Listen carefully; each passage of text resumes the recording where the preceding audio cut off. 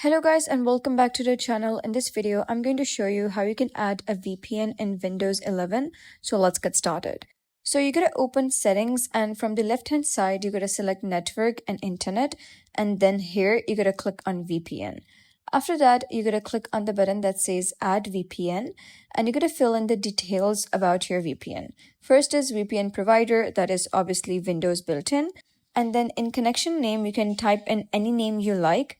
The server name or address is provided by your VPN service, and you can select your VPN type as automatic or as given. And then we have this type of sign-in info. That is basically your username and password. So simply enter your username and password over here and click save. After that, you're going to select your VPN and click connect. And as easy as that, that is how you can add a VPN in Windows. So if you found this guide helpful, please consider subscribing and leaving a like. It really helps me out, and I will see you next time.